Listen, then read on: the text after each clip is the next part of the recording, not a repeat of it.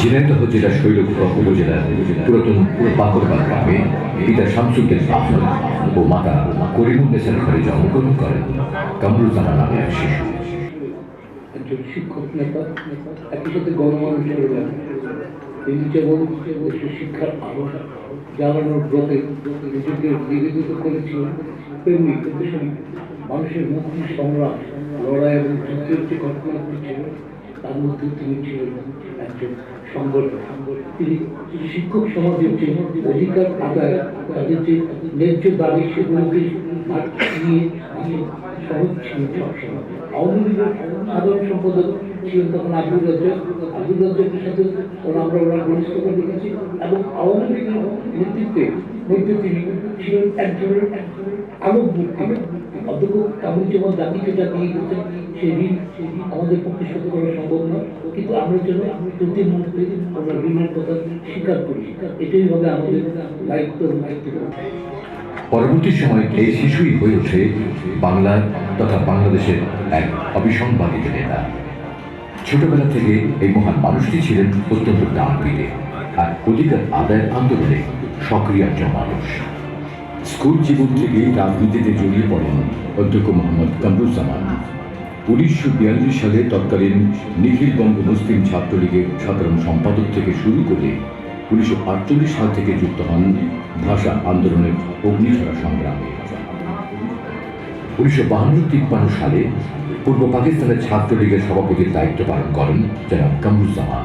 এই সময় আদর্শ রাজনীতির নক্ষত্র হোসেন শহীদ সোহরাওয়ার্দী ও আওয়ামী লীগের সভাপতি মাওলানা আব্দুল হামিদ খান ভাসানীর সহচর্যে আসেন ছাত্রনেতা কামরুজ্জামান।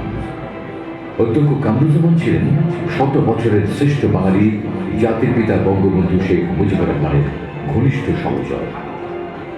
1954 সালে যুক্তফ্রন্ট সরকারের মনোনীত প্রার্থী হিসেবে যশোর 1 আসন থেকে মুসলিম লীগ প্রার্থী বশিরউদ্দিন মাজমাদারের প্রতিদ্বন্দ্বিতা করেন অধ্যক্ষ কামরুজ্জামান। এই সময় অধ্যক্ষ কামরুজ্জামানের নির্বাচনী প্রচারণায় ঝিনাইদহে আসেন বঙ্গবন্ধু শেখ মুজিবুর রহমান। তখন বঙ্গবন্ধু শেখ মুজিবুর রহমান তার বাড়িতে রাত্রি যাপন করেন। নির্বাচনে বশিরউদ্দিন মাজমাদারকে পেছনে ফেলে বিপুল জনপ্রিয়তার মধ্য দিয়ে নির্বাচনে জয়লাভ করেন অধ্যক্ষ কামরুজ্জামান।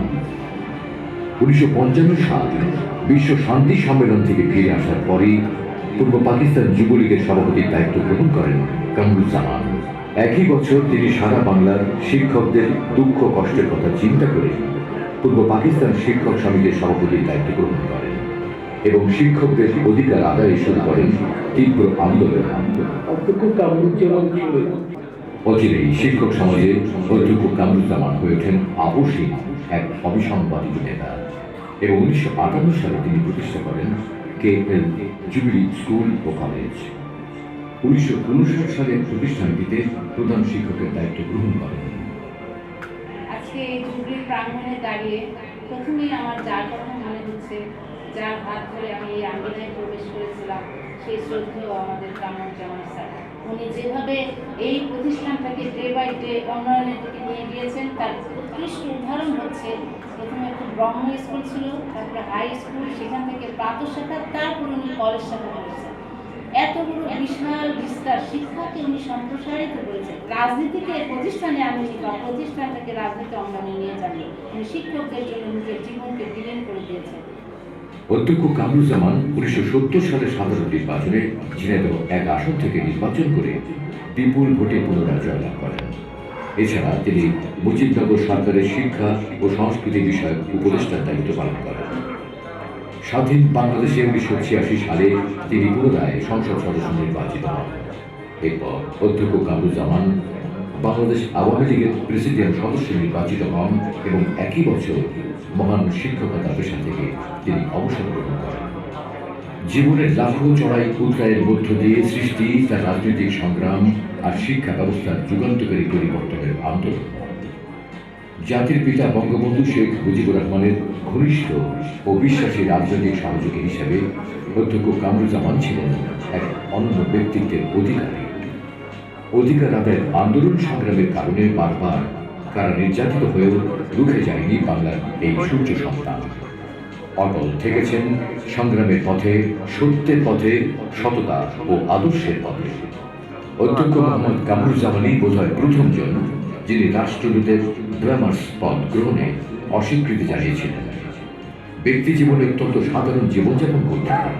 একজন আদর্শ মানুষ, একজন আদর্শ রাজনীতিবিদ আর একজন আদর্শ শিক্ষক হিসেবে এক উজ্জ্বল দৃষ্টান্ত স্থাপন করেন অধ্যক্ষ কামরুজ্জামান। স্বীকৃতি স্বরূপ পেয়েছেন 2013 সালে 21শে পদক মরণোত্তর ও 2014 সালে স্বাধীনতা পুরস্কার মরণোত্তর।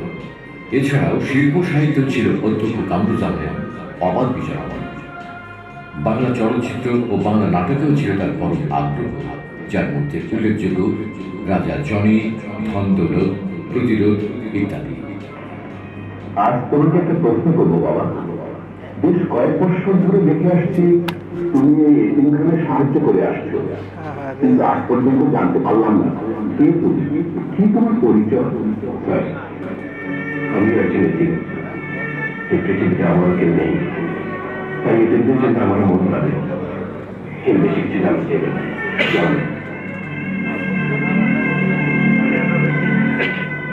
তোমার মতো মন যদি প্রতিটি মানুষের থাকতো, তাহলে পৃথিবীতে এতিম শব্দটি থাকতো না। তার বিশিষ্টতা বহুমাত্রিক। অধ্যক্ষ কামরুজ্জামানের সুযোগ্য কনিষ্ঠ কন্যা পারভীন জামান কল্পনা বাংলাদেশ আওয়ামী লীগের বর্তমান কেন্দ্রীয় কমিটির একজন সম্মানিত সদস্য।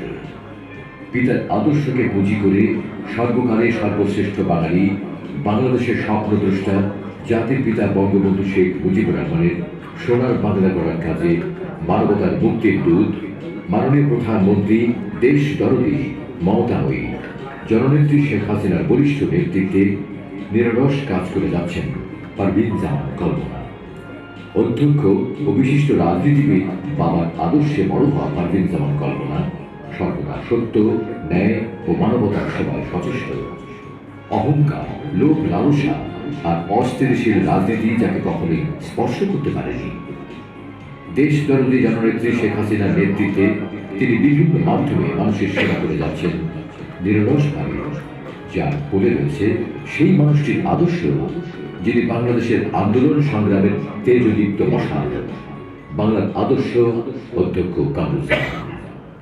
আমার বাবা ভীষণ আবেগে ছিলেন, খুব কোমল হৃদয় ছিলেন এবং জুবলি স্কুল ও কলেজ স্থাপন করার পরে তিনি এমনভাবে প্রতিষ্ঠানকে ভালোবাসলেন যে আমাদেরকে তো ছাড়িয়ে গেলই, তার এতকালের রাজনীতি, এত কিছু, তার সাধনা, তার বঙ্গবন্ধুর আদর্শে তিনি মানুষ, সব কিছু ছাপিয়ে গেল এই প্রতিষ্ঠানের জন্য, তার মায়া দয়া এবং অনুভূতির জন্য। বঙ্গবন্ধুর খুব কাছের মানুষ ছিলেন বিধায় বঙ্গবন্ধুর প্রয়াণের পরে তখন আওয়ামী লীগের নাম মুখে আমার ভয়ের ব্যাপার ছিল, কিন্তু তিনি বেগম জোহরা তাজউদ্দিন চাচি তার সাথে তিনি থাকতেন এবং বাংলাদেশের সর্বত্র তিনি বেড়াতেন। আসলে আমাদের সাথে আমার স্মৃতি খুব বেশি, এই জন্যই মনে করতে পারি না যে তিনি সময় দিয়েছেন রাজনীতিতে, তিনি সময় দিয়েছেন শিক্ষা প্রতিষ্ঠানে, তিনি সময় দিয়েছেন বেসরকারি শিক্ষকদের পাশে। নিজ কন্যা পারভীন জামান কল্পনার মতো এদেশের আনাচে কানাচে ছড়িয়ে ছিটিয়ে আছে অধ্যক্ষ কামরুজ্জামানের লাখো ছাত্র, লাখো সন্তান। মরহুম অধ্যক্ষ কামরুজ্জামান স্যার একজন কিংবদন্তি মানুষ। তিনি যে শুধু রাজনৈতিক কিংবদন্তি সেটা বলবো না, তিনি একজন কিংবদন্তি শিক্ষক, তিনি একজন কিংবদন্তি মানুষ। এবং আমি বিশ্বাস করি যে তার মতো এই ধরনের মহান পুরুষ কিংবদন্তি যদি আরও বেশিক্ষণ বেঁচে থাকতেন তাহলে হয়তো এই জাতি অনেক বেশি উপকৃত হতো। মোহাম্মদ কামরুজ্জামানের জ্যেষ্ঠ কন্যা বিলকিস জামান, যিনি বাংলাদেশ আওয়ামী মহিলা লীগের বর্তমান উপকমিটির সদস্য ও বাংলাদেশ শিক্ষক সমিতির সাধারণ সম্পাদক। জ্যেষ্ঠ পুত্র মোহাম্মদ পারভেজ জামান, সাবেক ছাত্র নেতা, বিশিষ্ট ব্যবসায়ী ও প্রবাসী, এবং কনিষ্ঠ পুত্র মোহাম্মদ তানভীর জামান, সাবেক ছাত্র নেতা ও বাংলাদেশ আওয়ামী লীগের তথ্য ও গবেষণা উপকমিটির সদস্য। 2008 সালের 25 সেপ্টেম্বর বাংলার মানুষকে কাঁদিয়ে শেষ নিঃশ্বাস ত্যাগ করেন এই রাজনৈতিক কিংবদন্তি অধ্যক্ষ কামরুজ্জামান। গভীর শ্রদ্ধা ও ভালোবাসায় আমরা স্মরণ করছি বাংলার এই আদর্শ রাজনীতিবিদ ও শিক্ষককে শ্রদ্ধায় ও স্মরণে অধ্যক্ষ মোহাম্মদ কামরুজ্জামান ওয়েলফেয়ার ফাউন্ডেশন। আমি চির